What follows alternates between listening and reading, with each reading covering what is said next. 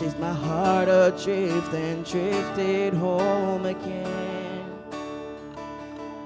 Counted blessings till I've been desperate to find redemption. And every time I turn around, Lord, you're still there. I was found before I was lost. I was yours before I was loved. Grace to spare for all my mistakes, and that purchase wrecks me.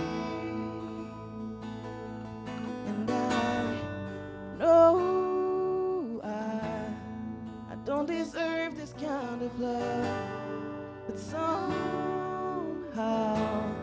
this kind of love is who you are. It's a grace I could never add to be somebody you still want, but somehow you love me as you find me.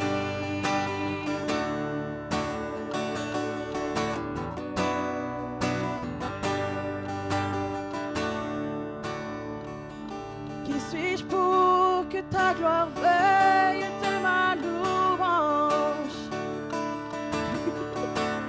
Je me réjouis, Seigneur, je te l'adore.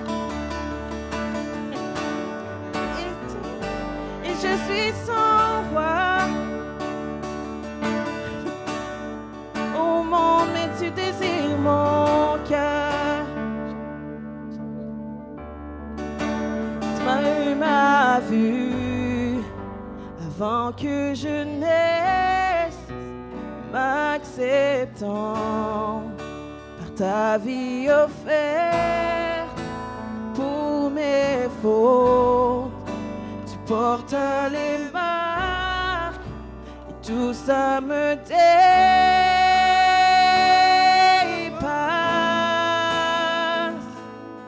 Et je sais que je ne mérite pas ce genre d'amour.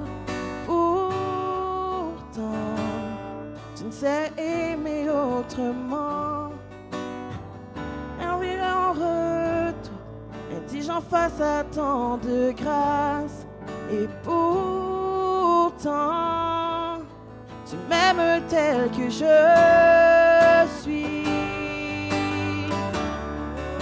Tu m'aimes tel que je suis.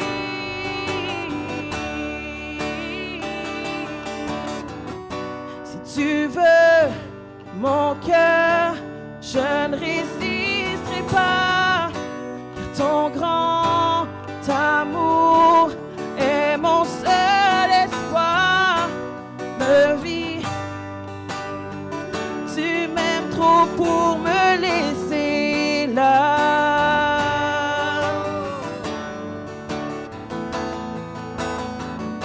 If you want my heart, I won't second guess, 'cause I need your love more than anything. I'm in, I'm yours, your love's too good to leave me here. Your love's too good to leave me. If you want my heart, I won't second guess, 'cause I need your love more than anything. I'm in, I'm yours, your love's too good to leave me here. Your love's too good to leave me here. Your love's too good to leave me. I know I don't deserve this kind of love, but somehow this kind of love is who you are. It's a grace I could never add to be somebody you still want. somehow you love me as you find me. Tu m'aimes tel que je suis. Tu m'aimes tel que je suis. Tu m'aimes tel que je suis.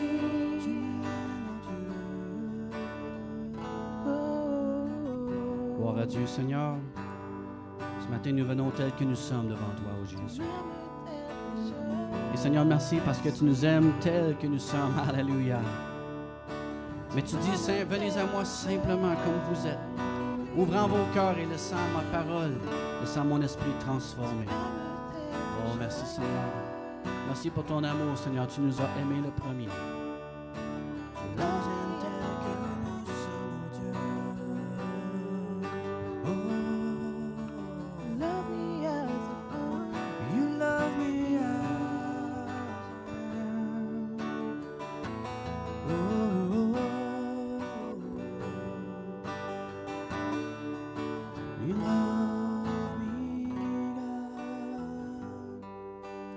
Merci, Seigneur Jésus. Alléluia.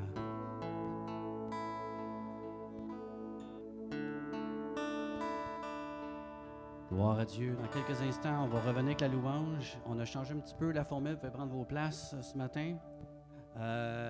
Bienvenue à ceux qui nous visitent. Et puis, on est vraiment heureux qu'on peut, encore une fois, dans ces temps difficiles, se rencontrer, se réunir. Amen. Et puis, on travaille fort, Pasteur Tony et moi, pour que l'Église continue à grandir et d'avancer. Yes! C'est vrai, on dirait qu'on est 3000 dans la salle à chaque fois que... Les gens pensent qu'ils nous écoutent en ligne. Ils disent « Wow, qu'est-ce qui se passe? » Alors, bienvenue ceux qui sont en ligne. On s'est mis en onde un petit peu plus tôt. Pasteur Tony est demandé partout dans la Rive-Sud, doit prêcher à 4 places en même temps. Alors, sans plus tarder, je vais laisser le Pasteur Tony prendre la parole pour nous emmener un message ce matin. Gloire à Dieu. Alors, bonjour. Si je peux avoir mon PowerPoint, ça va m'aider. Aujourd'hui, on a eu un petit problème technique. Alors, on est live sur Facebook, le Facebook de l'Église Passion. Mais YouTube, ça n'a pas marché. J'ai essayé de régler ça. Mais on met le message après. Alors, aujourd'hui, je serai ici avec vous et après, je dois visiter l'église Bethany, ici à Longueuil. Alors, c'est pour ça qu'on a ajusté les choses un petit peu. Hier, on a eu un grand mariage. C'était vraiment beaucoup de monde à Montréal. Notre sœur Espérancia, elle était mariée, mais pas au Canada. Elle était mariée en Afrique, mais pas au Canada. Alors, c'était vraiment un grand mariage. Et c'était une occasion pour revoir quelques amis que j'étais pasteur de la communauté congolaise. Et c'était une joie car je parlais avec une couple. Je ne me rappelais pas de couple. Et il m'avait dit, Pasteur Tony, on était à l'église sur Tachereau, ça fait 5 ans. Et j'ai dit, oh wow! Et tu te rappelles, tu as prié pour ma fille. Et moi, j'étais comme, je ne me rappelle pas. Et parfois, on pense que, on a une petite assemblée. On ne sait pas vraiment tout ce que Dieu fait. Et alors, le couple m'a dit, ma fille, on m'a expliqué, c'était une maladie, elle avait une maladie chronique du type du cancer. Elle était très malade, elle est venue ici. Et il a dit, Pasteur, tu as prié pour ma fille, elle a été guérie instantanément, elle continue guérie 5 ans après. Et moi, j'étais tellement content, car parfois on pense, quand on est dans un groupe plus petit, ça fait 5 ans, on a commencé Église en français, ça fait 5 ans, après on a arrêté, car moi, je n'étais pas capable de faire français, anglais, tout ça. Je suis tellement content que maintenant on peut faire un bon travail en français avec Pasteur Steph. Mais seulement pour vous dire que parfois, on est dans un groupe plus petit et ça fait 5 ans qu'on commençait, mais on avait plus de monde. On a arrivé jusqu'à 40, 50 personnes en français ici. Et parfois, on pense, bien, on a un petit groupe, qu'est-ce que Dieu fait car on veut voir plus de monde. Mais ce n'est pas la quantité de monde. Quand Dieu est dans une place, il peut faire tout ce qu'il veut. Alors, soyez ouverts pour ce que Dieu veut faire aujourd'hui. Amen. Alors, on va parler à propos de guérison intérieure aujourd'hui. Et c'est mon thème. Et pour commencer, je vais vous expliquer qu'est-ce que c'est une maladie intérieure d'après ce que je vous parle aujourd'hui. Alors, il y a plusieurs types de maladies. Il y a des maladies physiques et les maladies physiques peuvent être causées par différentes situations. Quand ça vient de l'extérieur, peut être des organismes vivants comme bactéries qui peuvent causer une maladie ou d'origine chimique comme un virus. Le virus qu'on parle de la COVID, ce n'est pas un organisme, c'est chimique, c'est un produit. C'est bien un virus, c'est chimique, c'est entre la barrière du chimique et du vivant, mais c'est pas vraiment, on ne peut pas considérer comme un organisme. C'est comme une substance que notre corps peut absorber et peut reproduire. Et bien ça, c'est un genre de maladie physique. Après, bien dans les problèmes antérieurs, il y a des maladies spirituelles. Il y a maladie mentale et maladie spirituelle. Ce sont deux affaires différentes. Parfois, c'est difficile de trouver où est-ce qu'une commence, où est-ce que l'autre finit. C'est pas car notre intérieur, à notre intérieur, nous avons notre âme. Que âme, dans le Nouveau Testament, le mot grec, c'est psyché, psyche. Alors, c'est le mot que donne psychologie.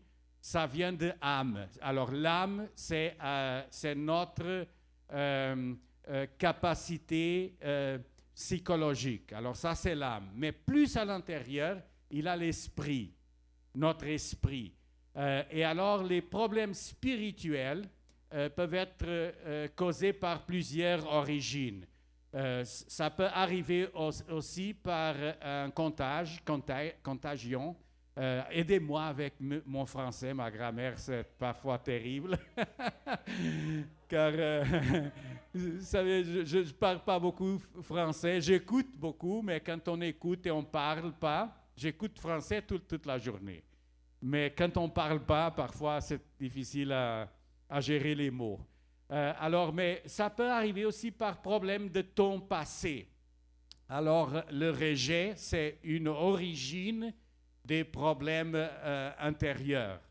Et alors aujourd'hui, je veux vous dire que Dieu veut te guérir physiquement, ton âme et aussi ton esprit. Eh bien, il y a un programme télévision, moi je ne regarde pas beaucoup de télé, mais il y a quelques programmes qui sont intéressants. J'ai vu peut-être 2 ou 3 épisodes. C'est le programme Survivor. Survivant. Et le programme, c'est parfois dans une île et il laisse un groupe de personnes, ils sont toujours en train de filmer et tous les épisodes, le public vote qui est-ce qui sort et abandonne la compétition. Alors la dernière personne gagne le prix et c'est le survivor, le survivant. Et bien, moi, je ne regarde pas, mais seulement pour vous donner cet exemple. Ici, en Amérique du Nord, aux États-Unis, 50 millions de personnes regardent ce programme. Et au Canada, à peu près 4 à 6 millions. C'est beaucoup de monde qui regarde. Moi je ne le vois pas, mais il y a beaucoup de monde. Et pourquoi est-ce que les gens regardent le programme? Car ils aiment ça. Il aime la fantaisie d'être dans un environnement difficile et être capable de survivre. Pourquoi? Car ça, c'est l'histoire de ta vie, de notre vie. Nous sommes des survivants. Mais quand on vient à Jésus, il faut mettre à côté cette mentalité de survivant. Pourquoi? Car en Christ, nous ne sommes pas des survivants, nous sommes des vainqueurs. Et il y a une différence. Vainqueur, c'est plus intéressant. Et dans la langue originale, qui c'est le grec, signifie prévaloir, passer au-dessus, d'avoir la victoire. Alors, en Christ, nous ne sommes pas seulement des survivants, mais nous sommes des vainqueurs. Et il faut qu'on commence à se regarder comme ça. Si on va être guéri à notre intérieur, des maladies antérieures, il faut regarder les choses comme elles sont. Nous ne sommes pas ici pour survivre. Nous sommes ici pour conquérir, pour être des vainqueurs. Alors, Jésus, il a fait plusieurs enseignements à propos de ce thème. Et en Jean, chapitre 16, verset 33, il parlait aux gens qui l'écoutaient. Il disait, « Je vous ai dit ces choses afin que vous ayez la paix en moi. Vous aurez des tribulations dans le monde, mais prenez courage. J'ai vaincu le monde. » Il n'a pas survécu.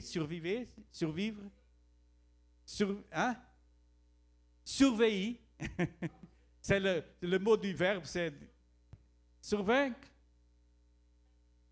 Survaincu. Ah, je ne savais pas. Je ne connaissais pas le sens du verbe. Mais il a été un vainqueur. La croix, ce n'était pas qu'il a survécu la mort. C'était pas ça. Il a vaincu la mort. C'est une différence. Et alors, dans notre propre vie, il faut regarder l'exemple de Jésus et son enseignement. C'est pour ça qu'il dit, prenez courage, j'ai vaincu le monde. Et il a dit ça d'avance, car il se regardait comme un vainqueur. Ce n'est pas une question de survivre, c'est une question d'avoir la victoire. Alors, quand on a des problèmes antérieurs, des maladies antérieures, on ne l'appelle pas maladie antérieure dans l'aspect spirituel. Normalement, les gens pensent que tout est psychologique. Mais il y a des problèmes qui sont plus profonds qu'un problème psychologique. Il y a des problèmes spirituels. Et alors, pour avoir guérison spirituelle, on ne peut pas l'avoir sans Dieu. On ne peut pas l'avoir sans Dieu. Car dans le monde spirituel, il y a deux royaumes, deux forces. Le royaume de la lumière de Dieu et le royaume des ténèbres. C'est le royaume de l'ennemi de notre vie, c'est le diable. Et on ne parle pas beaucoup à propos de ça, car on pense bien, ça c'est de la Moyen-Âge, c'est une chose ancienne. Ça, c'est fini. Les gens n'avaient pas la connaissance. Tout est psychologique. Et je veux te dire que pas du tout. Pas du tout. Quelqu'un de vous connaissez le témoignage de ma vie. Moi, je suis venu à Dieu à travers des problèmes que j'avais dans ma propre vie. Et j'avais des problèmes très profonds. Pendant plus de 7 ans, j'avais une dépendance de héroïne. Je prenais l'héroïne. J'étais à l'université, mais j'étais complètement pris dans les drogues, plusieurs drogues. Et alors, j'ai cherché l'aide des experts et ma famille, ils m'ont envoyé vers les psychiatres, psychologues, les centres de récupération, tout ça. Et ils avaient essayé tout et rien ne fonctionnait avec moi. Car mon problème, c'était spirituel. Et alors, ce qui s'est passé, une fois, j'arrive à une église, c'était une église évangélique, et le pasteur prêchait, je l'écoutais, je pensais, oh, ça serait bon d'avoir une vie nouvelle et d'être changé et tout ça. Bien, je ne crois pas à ça, mais quand il a demandé, est-ce que quelqu'un ici veut accepter Jésus-Christ comme son Seigneur? Moi, j'avais écouté de Jésus-Christ, mais j'avais l'espoir, est-ce que Dieu peut me changer? Et j'ai dit, oui, bien, je suis ici. Et il y avait beaucoup de monde, c'était 2000 personnes. Et moi, j'avance, car le pasteur m'a dit, viens ici, viens ici. Et alors, j'arrive et j'étais comme un petit peu, je ne sais pas comment expliquer. Quand 2000 personnes te regardent, tu penses, ouh. Et j'étais gêné, j'étais, waouh, pourquoi est-ce qu'il m'a appelé ici? Je ne veux pas me présenter ici devant tout le monde. Il a fait une prière pour moi et une chose arrive. Quand je sors de l'église, c'est comme un fardeau était enlevé et j'ai expérimenté la délivrance avec une simple prière. Et à partir de cette journée, je n'ai jamais touché les drogues. Ça fait 34 ans. Et sans le désir de la drogue. Quand les psychologues et les psychiatres, ils ont dit, il n'y a plus de solution pour lui. Il n'y a plus de solution. Mais alors, mon problème, je ne dis pas que tous les problèmes de drogue, c'est spirituel. Mais mon problème, c'était spirituel. Alors, c'est pour ça que quand on a un problème intérieur, même comme une dépendance, un problème comme ça, si tu cherches à être guéri, c'est correct, tu peux aller au psychiatre, au psychologue. Je ne dis pas d'y aller. Mais essaye une autre façon de guérison. Essaye Dieu. Pourquoi pas? C'est gratuit. C'est gratuit. La croix, l'œuvre de la croix, c'est gratuit. Et on a plusieurs problèmes dans notre vie à cause des situations spirituelles et aussi mentales, mais spirituelles. Il y a plusieurs blessures. La pire blessure, c'est la manque d'amour.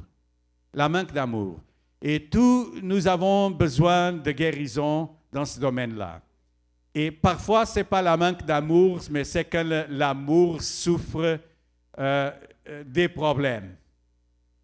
Adultère, situation comme ça, et c'est terrible car il y a comme une affaire à notre intérieur, on ne peut pas expliquer, car on ne peut pas regarder notre intérieur, mais on a les sentiments et on a les émotions qui montrent qu'est-ce qui se passe. Alors, aussi, il y a des racines supplémentaires, c'est la peur du rejet, le mot grec paranoïa, c'est un mot grec aussi, et le auto-rejet ou le rejet de soi-même. Alors, on peut avoir la souffrance du rejet de nos parents, de notre conjointe, de notre famille, au travail. On souffre le rejet partout. Le rejet arrive à tout le monde et partout. Ce qu'on fait avec ça, c'est la différence entre toi et moi, car nous sommes tous différents. Et moi, j'aime une discipline de laisser pas que le rejet me cause des problèmes. Mais ça, on peut l'apprendre. Et c'est à propos de ça aussi que je vais vous parler aujourd'hui. Alors, le peuple d'Israël avait aussi des problèmes spirituels. Et Dieu a envoyé hommes de Dieu, hommes et femmes de Dieu, mais c'était surtout les hommes, les prophètes, que Dieu a envoyés dans l'Ancien Testament. Jérémie, c'était un prophète très spécial, car il avait une mission, Dieu lui a donné, il a dit, tu vas parler et les gens ne vont pas t'écouter. Parfois, je me sens comme Jérémie. Mais Jérémie, c'était sa mission. C'était le prophète, parlait beaucoup, mais les gens ne l'écoutaient pas. Il y a 2 livres dans la Bible, ce sont les livres de Jérémie et les lamentations de Jérémie. Wow! Lamentation. Ce n'est pas un thème joyeux. Alors, Jérémie 8, 22, Dieu donne ce message pour le peuple. N'y a-t-il point de baume en Galaad? N'y a-t-il point de médecin pourquoi donc la guérison de la fille de mon peuple ne s'opère-t-elle pas? Alors c'est une question de Dieu. Et Dieu demande, n'a-t-il point de baume en Galaad? Alors, je n'ai jamais vu Jésus en train d'appliquer le baume en quelqu'un. Il priait toujours, mais ce n'était pas une chose que Jésus utilisait, le baume. Et ça, c'est la parole de Dieu. Alors, Dieu pose cette question, car le baume de Galaad, c'était connu dans la région, car quand quelqu'un avait une coupure ou une blessure, c'était la raison pour faire l'application du baume. C'est une application externe pour guérir un problème du corps. Mais dans le contexte de cette écriture, ce n'était pas une blessure physique, mais il y avait une blessure intérieure dans le peuple de Dieu. Le cœur était malade. Et Dieu demande, y a-t-il pas de baume en Galaad? Pourquoi? Pour qu'ils pouvaient comprendre qu'il y avait une guérison pour leur situation.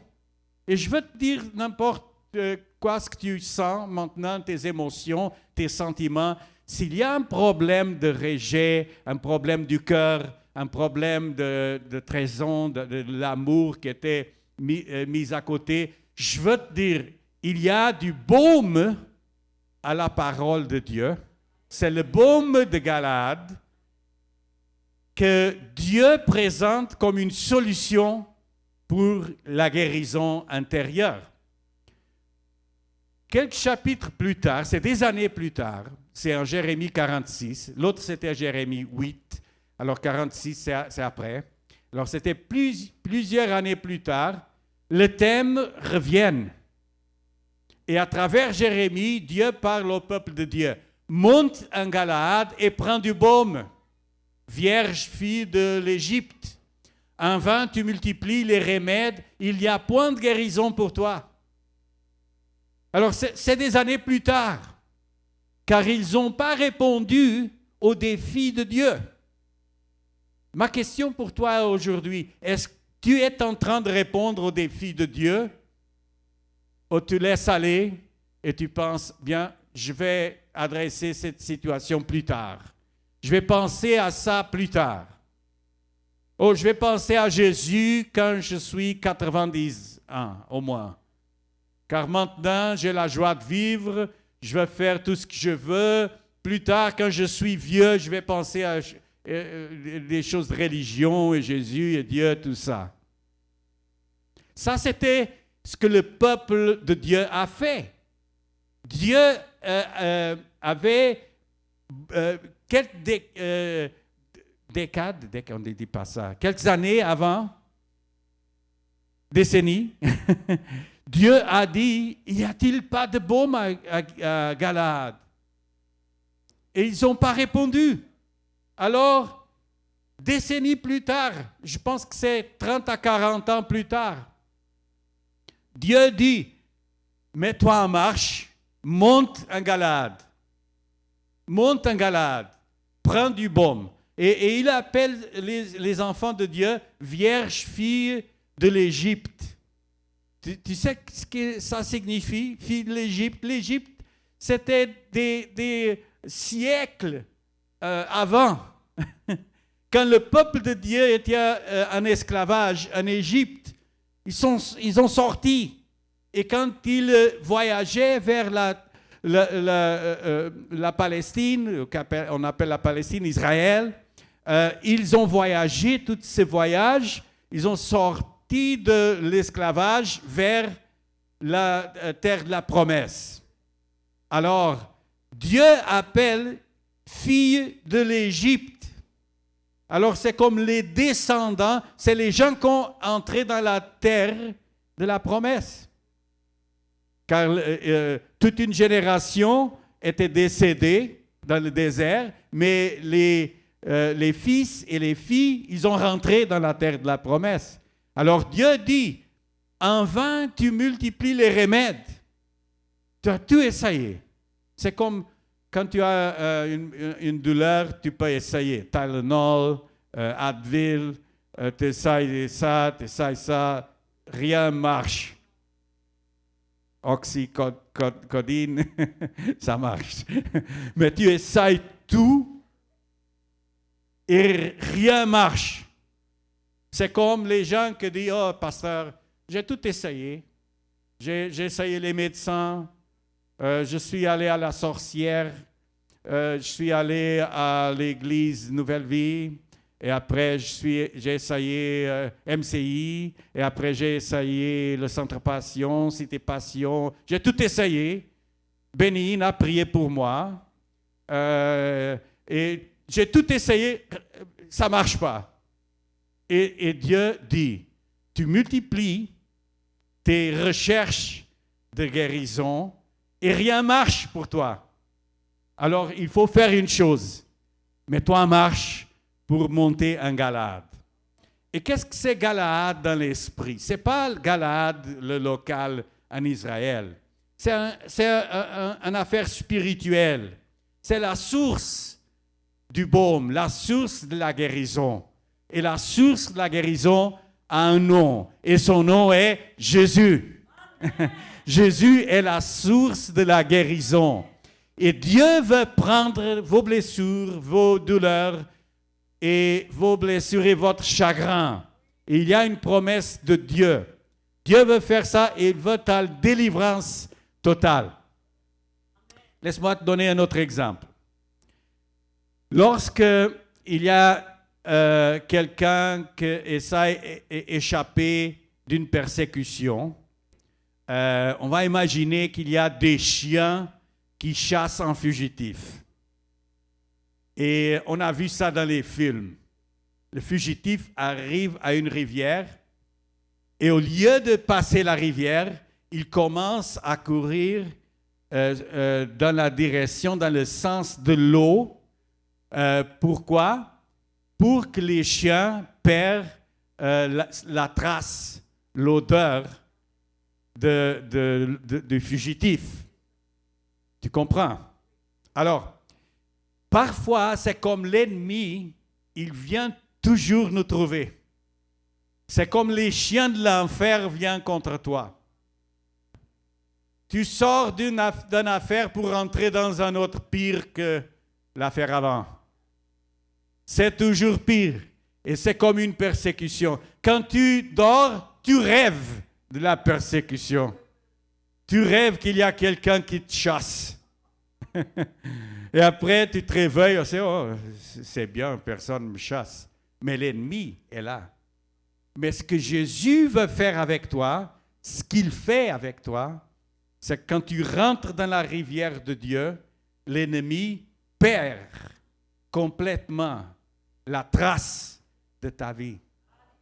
Ça, c'est ce que Dieu fait. Tu sais, avec les psychologues, les psychiatres, tout ça, c'est correct.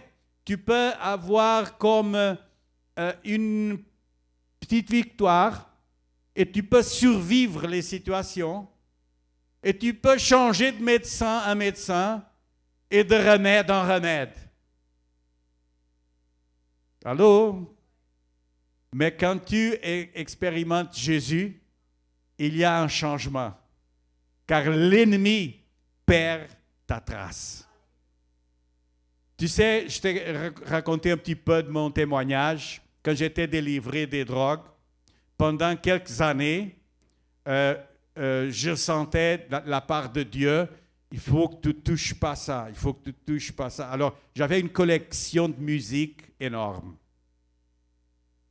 Et j'ai tout mis à côté. J'étais volé ma maison, ils ont volé plusieurs mes vinyles. J'avais vinyles, c'est incroyable. Je pouvais les mettre en ligne, c'était comme 2-3 fois cette salle de vinyle. J'avais tellement ma collection. Mais Dieu m'a dit, c'est pas bon pour toi pour écouter cette musique. Alors, pendant 5 ans, j'écoutais la musique chrétienne. Pas de radio, rien. Et là est arrivé à un point, l'ennemi a perdu la trace. Maintenant, je peux écouter n'importe quoi. Je peux écouter tout ce que je veux. Ça m'affecte plus. Pourquoi? Car l'ennemi a perdu la trace. Mais il y a un temps, quand on vient à Jésus, de courir dans la rivière de Dieu, de passer seulement d'un côté à l'autre, mais mets-toi dans la rivière de Dieu, laisse-toi dans l'eau de Dieu, et comme ça, tu peux arriver au point que les chiens de l'enfer ne peuvent pas te trouver. Et maintenant, tu n'es pas un survivant, mais tu es un vainqueur. C'est ça ce que Dieu veut faire. Je suis presque à terminer. J'espère que ça peut aider quelqu'un. Psaume 147, verset 3. Regarde la promesse. Il guérit ceux qui ont le cœur brisé. Est-ce que tu as le cœur brisé? La promesse de Dieu. Il guérit ceux. Qu'est-ce que ça signifie, ceux? Tous. Et après, il dit, et ils pensent leurs blessures. Ils pensent leurs blessures avec le baume de Dieu. C'est appelé par Jérémie le baume de Galaad. Hein? Ça, c'est un beau nom pour un baume pour vendre dans la pharmacie. Baume Galaad. J'ai jamais vu baume Galaad. Peut-être quelqu'un le vend en Israël. Oh, baume Galaad. Et c'est pas de Galaad, c'est de d'autre côté. C'est comme l'affaire de l'huile d'Israël. Oh, on va te faire une onction. On va te oindre avec l'huile d'Israël. C'est l'huile, c'est huile. C'est pas l'affaire Galaad que c'est important. C'est la source de la guérison que c'est important. Tu sais, pour les problèmes spirituels, on ne pense pas les blessures, on ne peut pas le faire. Seulement Dieu peut le faire. Et Jésus a la mission déclarée de guérir les cœurs brisés. Il guérit le cœur brisé. Alors la guérison intérieure est au cœur aussi de ce que Jésus fait. Regarde la mission de Jésus expliquée par lui-même. Luc 4, 18. Ça, c'est Jésus qui dit. Il dit, « L'Esprit du Seigneur est sur moi parce qu'il m'a oint pour annoncer une bonne nouvelle aux pauvres. Il m'a envoyé pour guérir ceux qui ont le cœur brisé. » Comment on dit en anglais? Mission statement. Ça, c'est la mission de Jésus. Il dit, voici ce que je fais. Il m'a oint. Oint, c'est on oint avec l'huile au baume. C'est comme ça qu'on fait une onction. C'est avec l'huile ou le baume. C'est un produit. Il dit, Dieu m'a oint pour annoncer la nouvelle aux pauvres. Et il m'a envoyé pour guérir ceux qui ont le cœur brisé.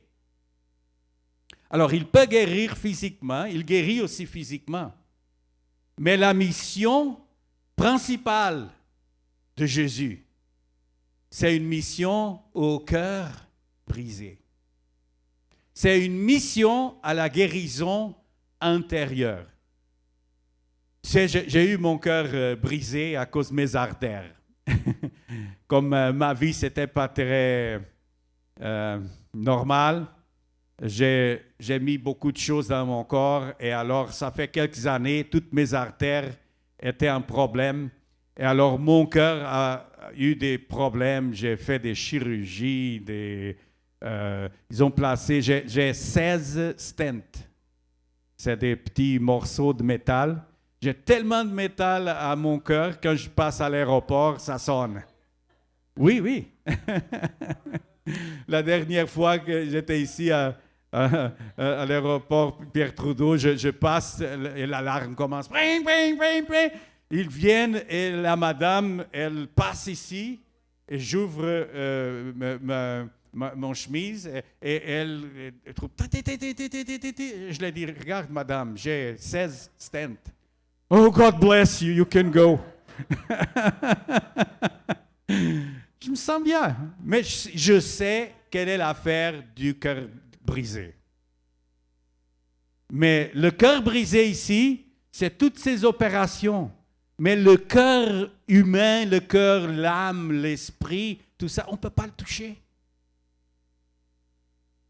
C'est pour ça que les gens cherchent les sorciers, les chamans, les pasteurs avec l'onction qui peuvent toucher ta tête et tu es complètement guéri. Oh, wow! Ça serait bon, hein? Comme je vous ai raconté l'histoire, j'ai prié pour la fille de ce couple. Elle était instantanément guérie. Et moi, je ne sais pas, car ce n'était pas moi qui a guéri. C'est Dieu. Alors, le cœur brisé, seulement Jésus peut toucher. Et ce matin, je veux te dire qu'il peut adresser ton problème, il peut guérir ton problème de rejet. Il y a des remèdes aussi, il y a des choses qu'on peut faire nous-mêmes.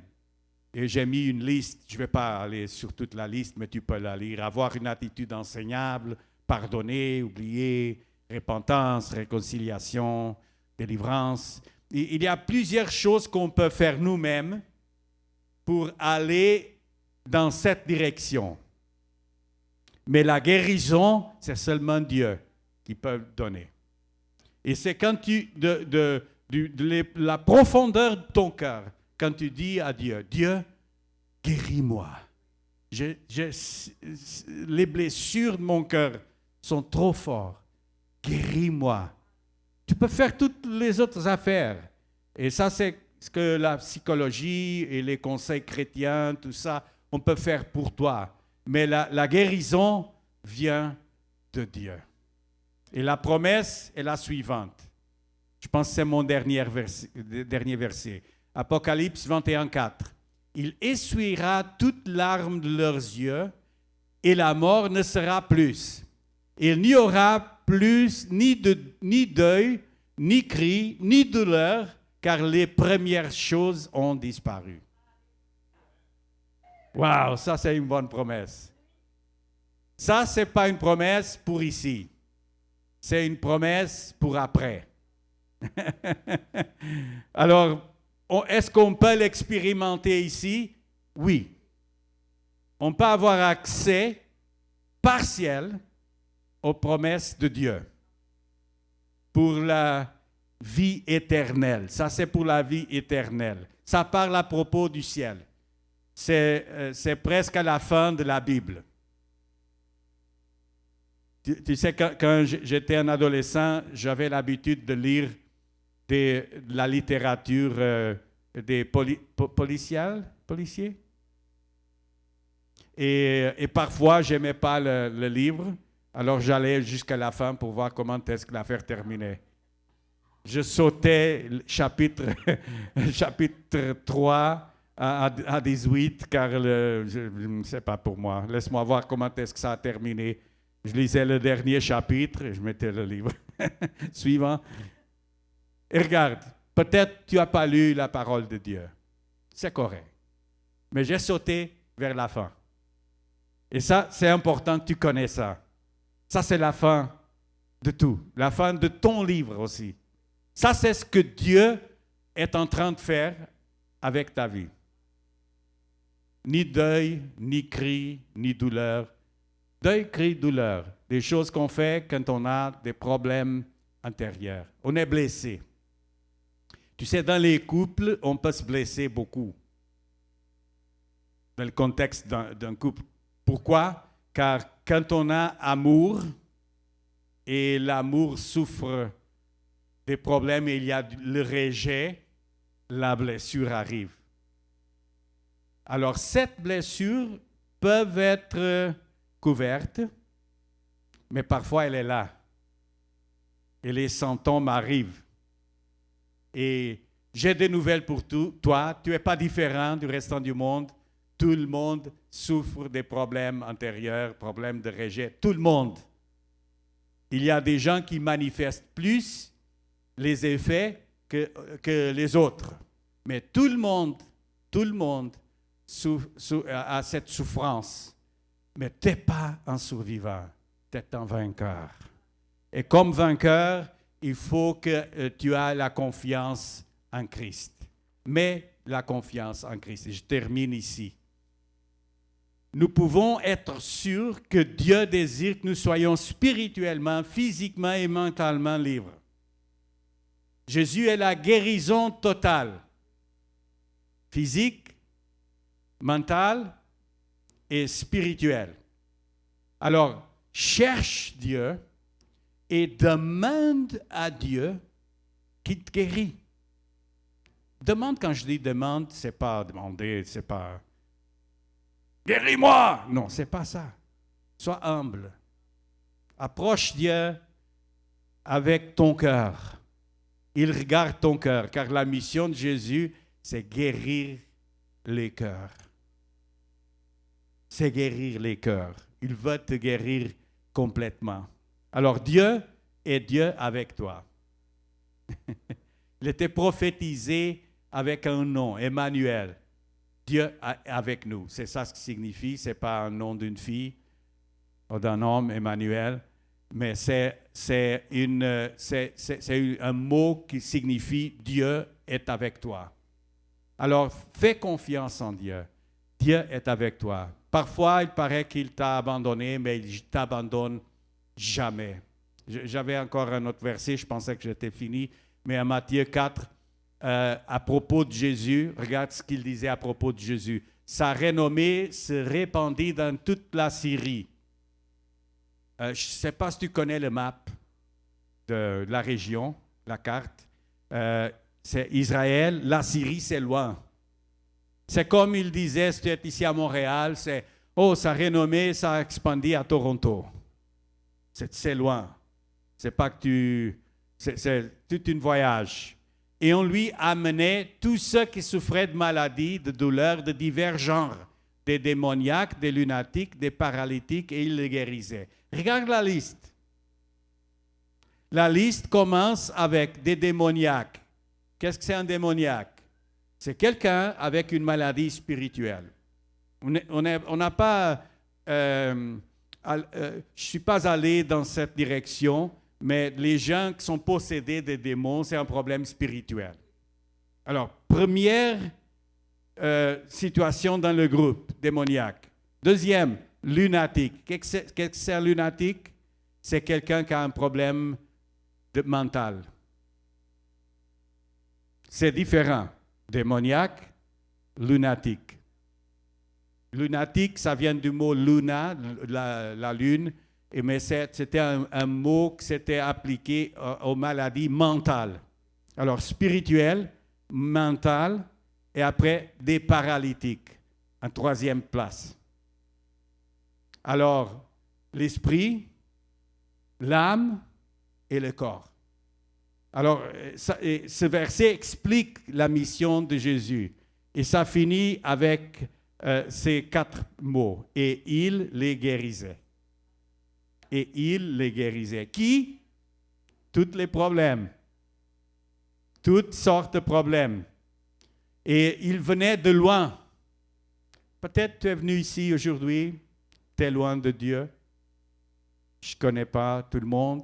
Peut-être tu ne regardes en ligne et aujourd'hui tu n'avais rien à faire et tu es chez toi, tu as regardé qu'est-ce qui se passe ici et tu as écouté ce message.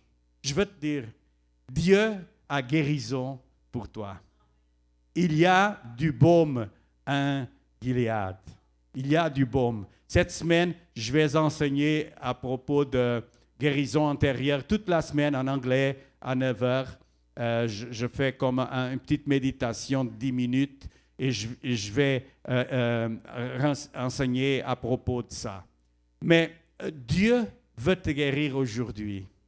Alors, je vais vous inviter à vous mettre debout.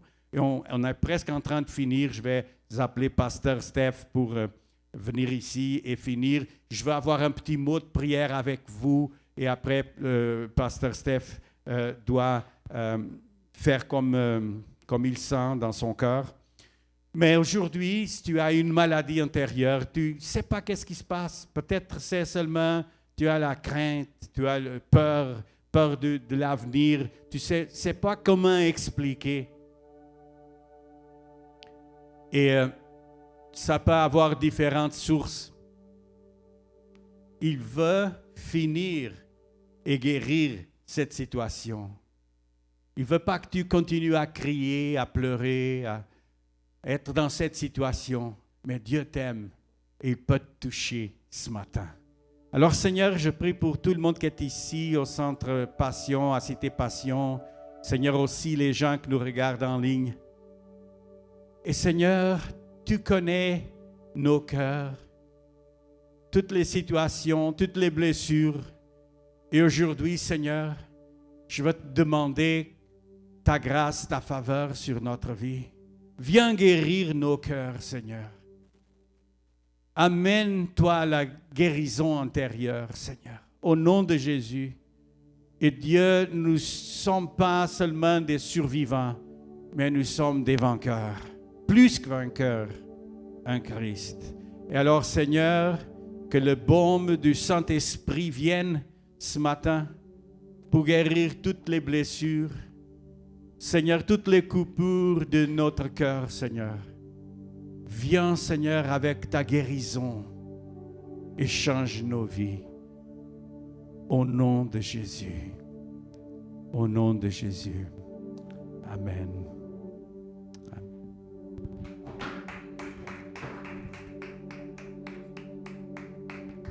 Gloire à Dieu. Thank you, Pastor Tony. Et j'espère que vraiment vous laissez l'Esprit faire son travail. Est-ce que ça vous tente de vous plonger dans la rivière? J'ai tellement aimé cette illustration-là.